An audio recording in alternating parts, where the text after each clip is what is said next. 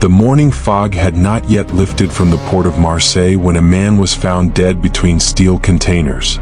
There were no wounds, no witnesses, only a white powder clenched in his hand. Within hours, the death was linked to a synthetic substance never before recorded, deadlier than anything circulating in Europe. For Captain Luc Moreau, this was not just another drug case. It was the beginning of a hidden war against an invisible network, one bold enough to challenge the state and willing to spill blood to survive. How did the story unfold? Watch the full story in this video. The port of Marseille had not fully awakened when police sirens cut through the morning air. A thin fog still hovered above the sea, mixed with the salty smell of water and ship fuel. Between rows of dull-colored steel containers, a strip of police tape marked off the area where a body lay stiff on the cold concrete. Captain Luc Moreau stood with his hands in the pockets of his black coat. His face looked tired, not only from lack of sleep, but from a sense of unease that had followed him since the early morning call. He stared at the body of a man in his early 30s, identified as a dock worker by the ID card found in his pocket. There were no bullet wounds, no stab marks, but the man's lips were blue, his eyes half open, and dried white foam clung to the corner of his mouth. Overdose? Luc asked quietly, turning to the forensic officer. "That's what it looks like, Captain," the doctor replied while kneeling beside the body. "But not heroin, not cocaine. This is something different." Luc exhaled slowly. Marseille had long been familiar with drugs, but something different always meant new trouble. He stepped closer as a small plastic bag was lifted from near the victim's hand. Inside was a fine white powder, almost shimmering under the emergency lights. "This substance was found in his grip," the doctor continued. "We don't have lab results yet, but the reaction was extremely fast. Highly lethal." Luc's gaze hardened. After 20 years in narcotics, he knew this was no ordinary case. A black car soon stopped beyond the police tape. A woman stepped out, wearing a gray coat and carrying a thin folder. Her brown hair was tied neatly, her movements precise. "Captain Luc Moreau?" she asked in French with almost no accent. "That's me." "Maya Collins," she said, offering her hand. "Europol. I was assigned because this substance has also appeared in Germany and the Netherlands." Luc shook her hand briefly. "That was fast." "It means it's bigger than we thought," Maya replied. They stood side by side, watching the port slowly come to life. Cargo ships arrived and departed, carrying goods from across the world. A perfect place to hide anything.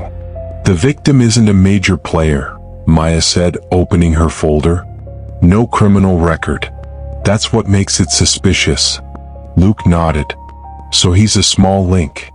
Or a test subject," Maya added. The words hung in the air. Luc didn't like them. A few hours later, at the Marseille police headquarters, the first lab results arrived. The substance was a new generation synthetic drug, not listed in any European database. Its effect was 10 times stronger than fentanyl. "Whoever made this knows exactly what they're doing," Maya said, pointing at the data on the screen. Luc leaned back in his chair. "And they chose France as their main route." "More specifically Marseille," Maya replied. "The largest port, heavy traffic, and a long history with the black market." Luc gave a bitter smile. "This city is never truly clean." The investigation moved quickly. Port security footage was reviewed, the victims' contacts traced. Names appeared, but most led to dead ends.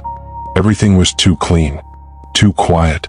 Later that afternoon, another report arrived. 2 similar deaths had occurred on the outskirts of Paris within the last 48 hours. Same symptoms, same white powder. "This isn't a coincidence," Maya said softly. Luc stood and stared at the case board on the wall. He began arranging the small pieces into a larger picture. Distribution routes, ports, major cities. "This is a network," he said finally, "and they're just getting started." Night fell quickly over Marseille. City lights reflected off the surface of the sea. From his office window, Luke watched a cargo ship slowly leave the port, carrying tightly sealed containers. He knew that among thousands of steel boxes, something could be hidden, something capable of destroying countless lives. "Captain," Maya said from behind him. One name keeps appearing in old wiretaps. Never directly involved, but always mentioned as a connector. Luke turned. "Who?" "No real name," Maya replied. "Just a nickname." Luke waited. "Monsieur Blanc." A chill crept up Luke's spine.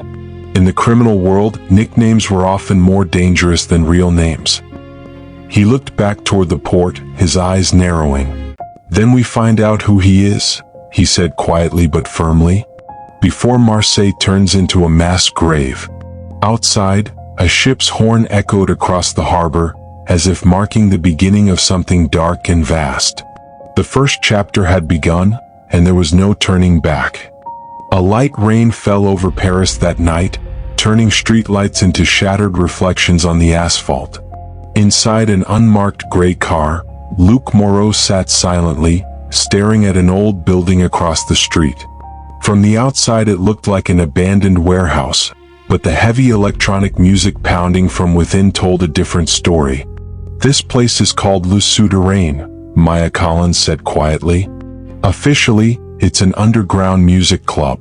Unofficially, it's a hub for illegal transactions." Luke nodded. He wore a worn leather jacket, his hair slightly unkempt. The familiar tension of a police officer was replaced by the cold, controlled expression of a mid-level criminal. No badge. No official weapon. Only a false identity he had memorized again and again. Tonight, his name was Lucas Marin, a broker of industrial chemicals who often operated in legal gray zones. Maya sat behind the wheel, dressed in a black coat and low heels. Her identity was even more dangerous. She was Mira Kovacs, a black market liaison from Eastern Europe, a woman with no loyalty except to money. "If anyone asks," Maya said, "we met for the first time in Antwerp." Luke gave a faint smile. "I hate that city." "Good," Maya replied. "That makes you sound convincing." They stepped out of the car and walked toward the warehouse's steel door. Two large men stood guard, their eyes sharp with suspicion. "Password," one of them demanded. Luke did not hesitate. "Le flou veni parle jamais." Asterisk. The guard nodded and the door opened. Inside the air was thick and dark. Music slammed against their chests. Strobe lights flashed across unfamiliar faces. People danced, laughed, and whispered in the corners. The smell of alcohol, sweat, and smoke blended together. Luke immediately felt the pressure. Every step could be fatal. Maya moved first, greeting a short-haired blonde man at the bar. Their conversation looked casual, but Luke knew every word was carefully chosen. He stood slightly apart, pretending to observe the room. Soon the man approached Luke. "You're Lucas?" he asked in French with a foreign accent. "That depends on who's asking," Luke replied flatly. The man smiled. "Someone interested in white goods." Luke took a slow sip of his drink. "That depends on the quality." The exchange was enough. They were led to a back room, past a small steel door guarded closely. Inside, the atmosphere was calmer. A metal table, a few chairs, and a black case in the center of the room. The case was opened. Inside lay the same white powder found in Marseille. Luke kept his face neutral, though his heart raced. "This isn't cheap stuff," the man said. "Fast effects. Clean. Our clients are satisfied." "Who produces it?" Luke asked. The man chuckled. "You're moving too fast, Lucas. Here we don't ask upward." Maya stepped in with a thin smile. "We don't need names. We just want the route to stay safe." The man studied her closely. "You two are bold." Luke knew that in this world, boldness was often mistaken for stupidity. But it was the price of infiltration. They were released with a promise of a future meeting. When they stepped back outside, the night air felt colder. "So?" Maya asked once they were in the car. "They're not small players," Luke replied. "Too organized, too confident." Over the following days, their cover deepened. They attended quiet meetings in rundown cafes, empty warehouses, and even luxury apartments on the city's edge. Every place told the same story. This network was vast and disciplined. Luke began to see the pattern. The drug wasn't produced in Paris. Raw materials came from the east and were processed inside France. One night, in a warehouse near Lyon, their cover nearly collapsed. An old man stared at Luke with narrowed eyes. "I've seen you before," he said quietly. Cold sweat ran down Luke's back. "A lot of people feel that way." "No," the man said. "You've worked with the police." The tension snapped. Two other men stepped closer. Maya moved forward calmly. "If he were police, we'd already be dead." Silence stretched for seconds that felt like hours. Then the old man laughed. "That's true," he said. "A cop wouldn't be that calm." Luke finally breathed again. That night, they returned to the safe apartment without much conversation. Danger was closing in. Maya opened her laptop and reviewed intercepted communications. "One name keeps coming up," she said. Luke turned. "Monsieur Blanc?" Maya nodded. "He never appears directly. Everyone is afraid to say his name." Luke sat down slowly. The scale of the operation was becoming clear. "If we want to bring this network down," he said quietly, "we need to move up a level." Maya met his gaze. "That means getting closer to death." Luke gave a faint smile. "We're already too deep to turn back." Outside, rain began to fall again, washing over the streets of Paris. Somewhere in the shadows, the underworld had started to notice that strangers were moving through its territory. The news spread faster than Luke had expected. That morning, every television screen at the Marseille police headquarters displayed the same headline: "Major anti-drug operation launched in southern France." The Minister of the Interior spoke with firm conviction, promising decisive action against a synthetic drug network that had already claimed many lives. Luke stood frozen in front of the screen. "Who leaked this?" he muttered. Maya Collins stood beside him, her face tense. "This is too soon. Our operation isn't ready." Less than 2 hours after the press conference, the first report came in. A police patrol was attacked in northern Marseille. Vehicles were set on fire. Stones and bottles were thrown. In Paris, groups blocked major roads, shouting anti-police slogans. Luke slammed his palm against the table. "This isn't spontaneous." "No," Maya replied. "It's coordinated." The network of Monsieur Blanc was moving, and moving fast. Within a single day, major cities across France turned into flashpoints. Police officers were attacked in narrow alleys. Post offices were burned. Social media filled with videos of violence, fueling public anger.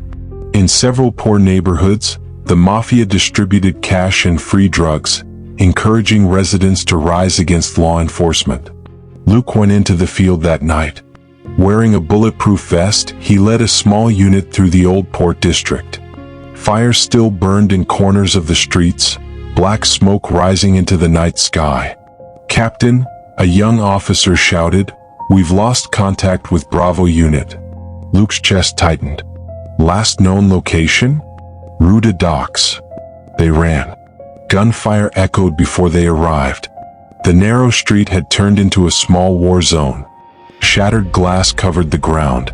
A police vehicle lay overturned, its lights still flashing. Luke knelt beside a wounded officer, blood flowing from his shoulder. "Stay with me," Luke said, applying pressure. "An ambulance is on the way." But in the officer's eyes, Luke saw a fear he had never seen before. This was not street-level crime. This was open warfare. Meanwhile, in Paris, Maya stood in the crisis command center. Large screens displayed a map of France, red dots lighting up across the country. "This is a classic tactic," Maya said to senior officers.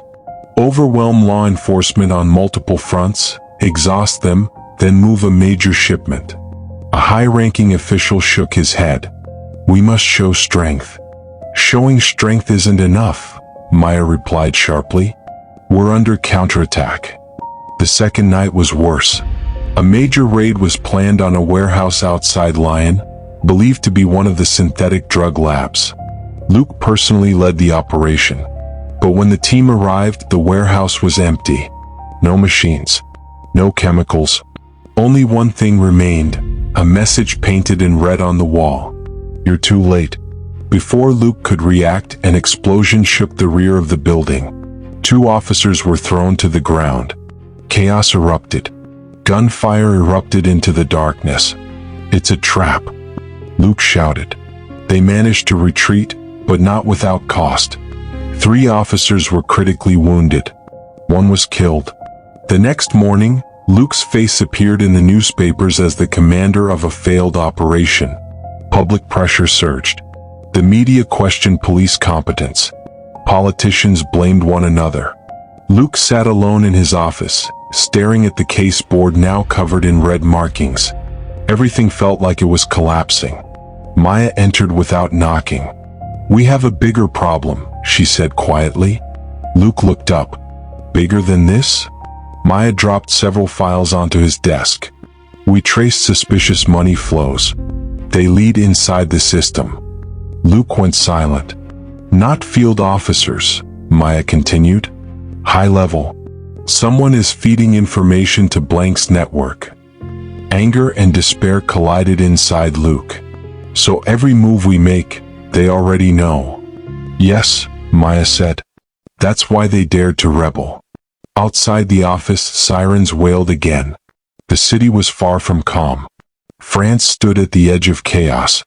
Luke stood and grabbed his jacket. "If the system is compromised," he said quietly but firmly, "then we work outside the system." Maya met his eyes, understanding immediately. "Full undercover?" "And without informing anyone," Luke replied. "Only us, and a small team we can trust." Maya nodded. "That means no turning back." Luke stepped into the hallway. Tired faces of officers looked at him, waiting for direction, waiting for hope. Luke knew that from this moment on, the war was no longer just about drugs. It was about defending the rule of law in the middle of disorder. In the distance, gunfire echoed once more. And far beyond it all, Monsieur Blanc watched calmly, knowing the game had entered a far bloodier stage. Heavy rain soaked the streets of Lyon as Luke's car stopped beneath an old bridge. The night was quiet, too quiet for a major city. Streetlights flickered weakly as if helping hide secrets long buried. Luke and Maya stepped out together. They wore no uniforms. No police markings. Just 2 people carrying too much weight on their shoulders. "The address matches," Maya said, checking her phone. "An old safe house. Abandoned for 5 years." Luke stared at the concrete building ahead.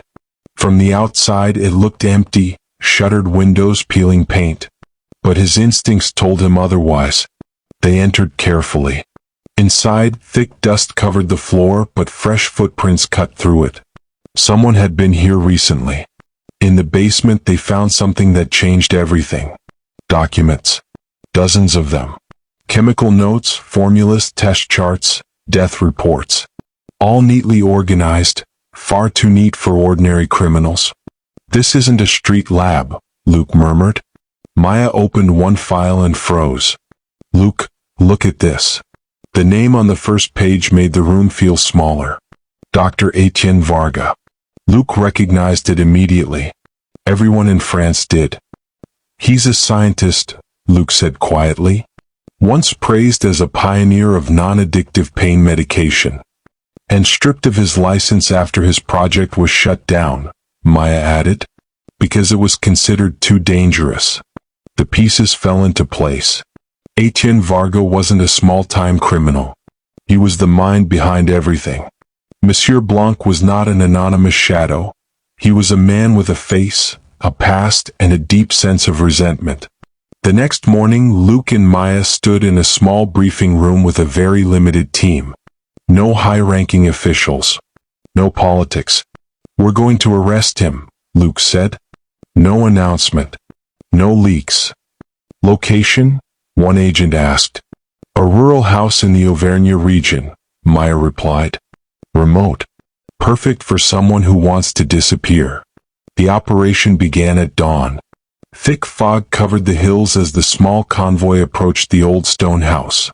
No guards outside. No visible cameras. This feels too easy, Maya whispered. Luke raised his hand, signaling the team to stop. They moved carefully, surrounding the building. The front door was forced open. Inside, a man stood calmly in the living room, wearing a simple white shirt. His hair was gray, his face composed. No weapon in his hands. He looked at them as if he had been waiting. Captain Luke Moreau, he said softly. At last we meet.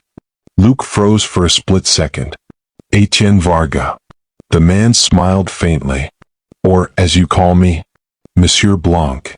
The team secured the house quickly. No resistance. Varga raised his hands willingly as he was handcuffed. You've killed hundreds of people, Luke said coldly. Varga met his gaze without emotion. I opened the world's eyes to hypocrisy. During the drive to the detention facility, Varga sat calmly in the back seat. Rain tapped against the windows in an odd rhythm. You know, he said suddenly, the substance I created is far cleaner than legal drugs. Maya turned toward him. Clean doesn't mean right. Varga smiled. Laws are written by the same people who allow pharmaceutical companies to poison society slowly. Luke clenched his fist. That's not an excuse. For whom? Varga asked. For the victims? Or for the system? At the high-security detention center, news of the arrest was kept secret. But in the criminal underworld, information spread without media. In his cell, Varga sat quietly, staring at the concrete wall. No fear. No regret. Luke stood behind the one-way glass, watching him. Something's wrong, Maya said softly. Luke nodded. He's too calm. As if answering their thoughts, Varga turned and looked straight at the glass. The game isn't over, he said loudly. You've only captured the face, not the hands. The words hit Luke harder than any threat. That night, outside the facility, unfamiliar vehicles lingered too long. Unknown faces paced near the perimeter. The network was moving. Luke watched the surveillance screens, realizing that arresting Varga was not the end, but a trigger. He wants us to feel safe, Luke said. When we're not, Maya replied. Inside his cell, Etienne Varga closed his eyes and smiled faintly. He knew his men would not stay still. And by the next day, blood would flow again. The high-security detention facility on the outskirts of Paris looked calm from the outside. Lights functioned normally, guards followed routine patrols. But to Luke Moreau, the calm felt false, like the air before a storm. He stood in the control room beside Maya Collins, watching the surveillance monitors. Since the arrest of Etienne Varga, there had been no major incidents. Too quiet for a network of that size. How long since the last suspicious movement? Luke asked. For hours, Maya replied. Several vehicles parked briefly, then left. Nothing illegal. Luke nodded, but his chest felt heavy. He remembered Varga's gaze behind the glass, calm, confident. At 2:17 a.m. the alarm sounded. Red warning lights flashed across several screens. Exterior cameras went dark one by one. Partial power outage, an operator shouted. Luke moved instantly. Activate backup generators. Seal all access points. Before the order could be fully executed, an explosion rocked the west side of the building. The blast shattered the silence of the night. Walls shook. Dust rained from the ceiling. Attack! Someone yelled. Within seconds, gunfire erupted from outside. Precise, controlled, coordinated. This isn't a small extraction attempt, Maya said quickly. This is a full-scale operation. Luke led a team toward the cell block corridors. Emergency lights flickered on, casting long shadows on the walls. Over the radio, panicked voices mixed with overlapping commands. Bravo unit is under fire at the south gate. Sniper on the parking structure roof. Luke raised his weapon and advanced carefully. At a corridor turn, gunfire exploded. Bullets struck the walls. An officer collapsed, wounded in the leg. Hold on. Luke shouted, pulling the officer behind a concrete pillar. Maya followed close behind, covering a side passage. Her face was tense, but her focus sharp. They're targeting Vargas' cell, she said. Luke nodded. Don't let them get close. Inside his cell, Etienne Vargas sat on the concrete bench, listening to the chaos outside with a faint smile. Sirens, shouts, and gunfire echoed clearly. He closed his eyes briefly, as if enjoying a symphony of his own creation. It's time, he murmured. Outside, the attackers breached the second perimeter fence. They wore unmarked tactical gear and moved with discipline. These were not street criminals. They were hired professionals. Luke and his team held their position in the main corridor. Gunfire exchanged from both sides. Smoke thickened the air. Low on ammunition, an officer shouted. Luke felt a burning pain in his shoulder, a grazing bullet wound. He ignored it. His focus was singular. Hold the line. Suddenly, a small explosion rocked the steel door near the cell block. The door remained intact, but the locking system malfunctioned. Luke? Maya shouted. They're almost through. Luke ordered 2 reserve units to move from the east wing. In the chaos, he spotted an attacker slipping through a service corridor. Luke pursued him. At the corridor's end, they faced each other. The attacker raised his weapon. 2 shots rang out. The attacker fell, his gun clattering to the floor. Luke gasped for breath, realizing how close he had come to death. Back in the control room, the backup generators finally stabilized power. Full lighting returned. Cameras flickered back online. All units, focus on the west sector. Luke commanded over the radio. Push them out. Slowly the balance shifted. The attackers were driven back. Some attempted to flee but were captured at the outer perimeter. In the cell corridor, Maya stood directly in front of Vargas' door. She stared at him through the small reinforced window. Your game is over, she said firmly. Vargas smiled, but a flash of anger crossed his eyes. Not tonight. But the sound of gunfire faded. Additional sirens approached. Reinforcements had arrived. 30 minutes later it was over. The facility floor was littered with spent shell casings. Medics moved through the corridors, evacuating the wounded. Several officers had been killed. Faces were smeared with dust and blood, eyes heavy with exhaustion. Luke stood amid the settling chaos, breathing hard. He looked around at the battered stronghold of justice, attacked by lawlessness itself. Maya approached him. Most of the attackers are in custody. The rest are dead or escaped. Luke nodded slowly. Varga? Still in his cell. Secure. Luke walked to the front of the cell. Varga now stood, staring at him with a cold expression. You failed, Luke said. Varga gave a thin smile, no longer confident. I only wanted to test how strong your defenses were. Luke met his gaze. And you just ensured your sentence will be even harsher.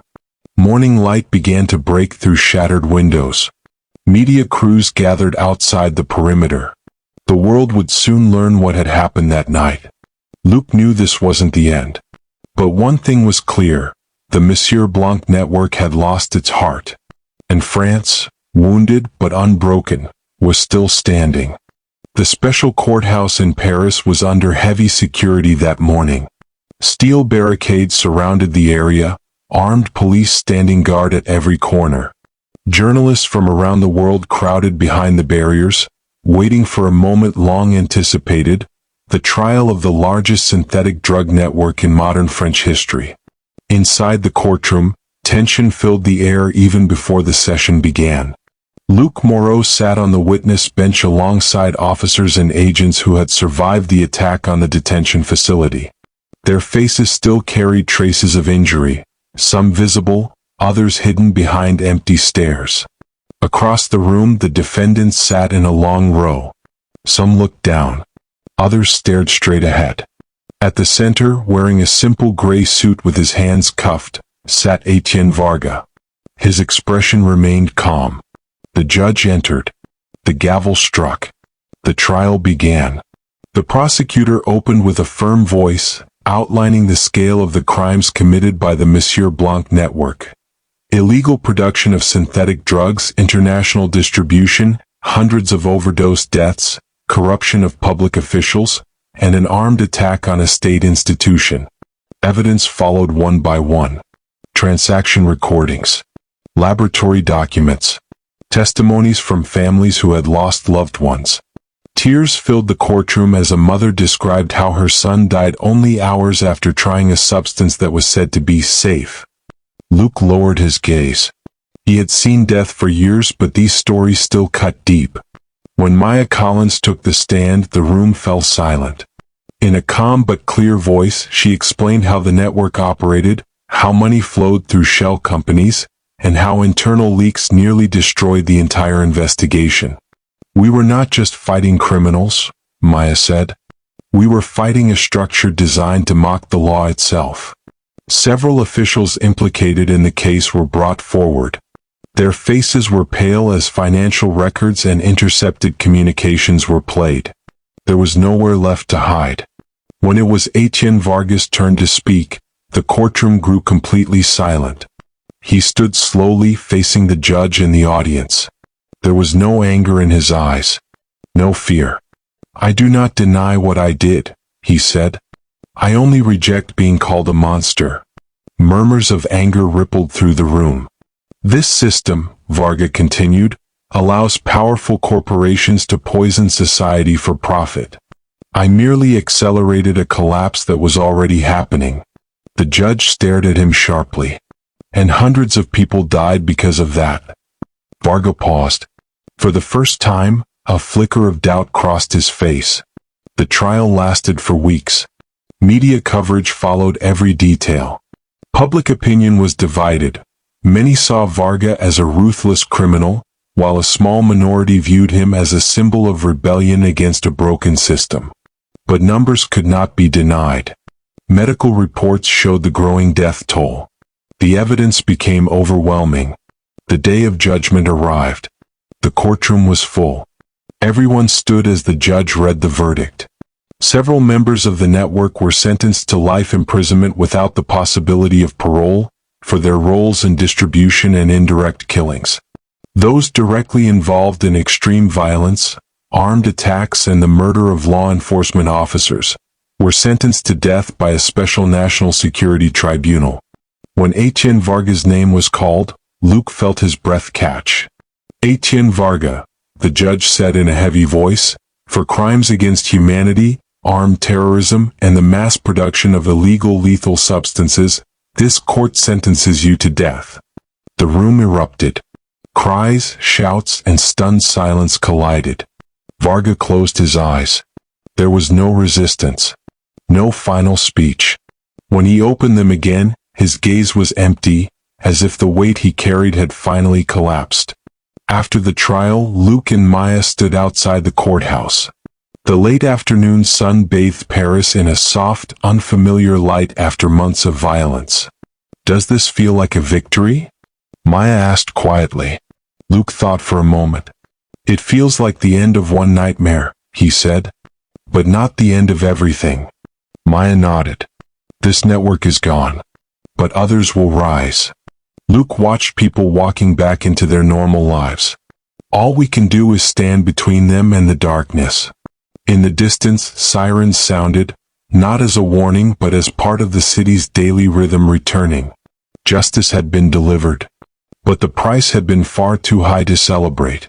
And behind prison walls, waiting for his final day, Etienne Varga stood as a reminder that when science, ambition, and revenge collide, the world can become deadly fast.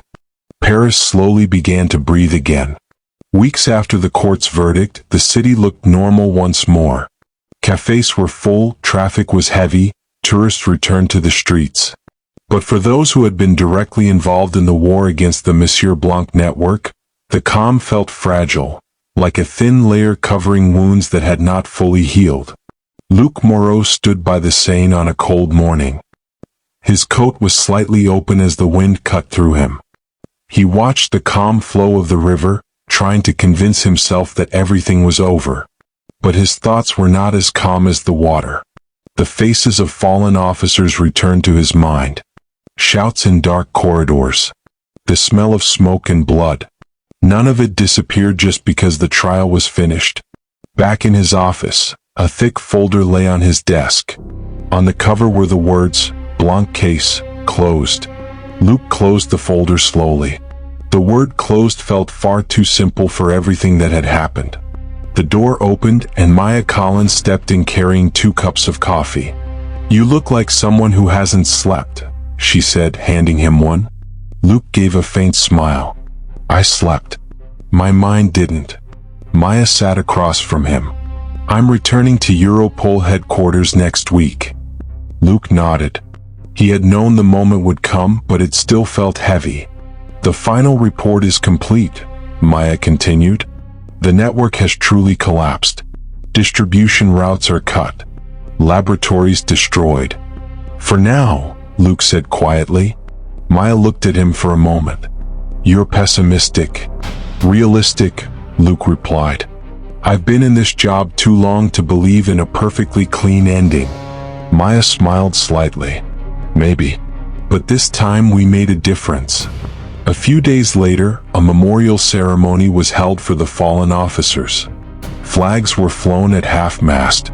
Names were read aloud, one by one. Luc stood at attention, offering a salute. In his chest, pride mixed with guilt. They had paid the highest price while he was still standing. In one corner of the square, families of the victims stood holding one another. No words were enough to comfort them. Meanwhile, in a high-security detention facility, Etienne Varga waited for his final day. The cell was silent, broken only by the occasional footsteps of guards. He sat on the narrow bed, staring at the empty wall. There were no more plants, no more games. For the first time, he was alone with his thoughts. Elsewhere, the remaining fragments of the Mafia network were hunted relentlessly. Small arrests continued. Some former members cooperated with authorities in exchange for reduced sentences. The underworld had not vanished, but it moved slower now, more cautiously. One afternoon, Luc returned to Marseille. He walked along the port where everything had begun. Ships moved again, cranes rose and fell, dockworkers laughed and shouted as they always had. In the distance, a large cargo ship prepared to depart. Its containers were stacked neatly, sealed tight. Luc watched it closely. A young officer approached him. "Captain, all inspections are complete. No findings." Luc nodded. "Good." The ship slowly left the harbor. The sea behind it rippled calmly. Luc knew that today, everything might be safe. But he also knew that in a world this large, there were always gaps. Always someone willing to fill them with something dangerous. That night, Luc sat alone in his apartment. The television reported a significant drop in overdose cases across France. A small victory. He turned off the TV and looked out the window. City lights shimmered like man-made stars. His phone vibrated. A message from Maya. "Thank you for holding the line. Take care of yourself." Luc typed a brief reply. "You too." He set the phone down and took a deep breath. The next morning, Luc returned to work. The case board that once overflowed with red markings was now clean. New files were waiting. New names. New faces. New problems. He hung up his coat, sat at his desk, and opened the first file. Outside, the city kept moving. The war against crime never truly ends. It only changes shape, changes names. But as long as there are people willing to stand on the front line, silence, however fragile, will always be worth fighting for. Luc looked out the window one last time, then went back to work.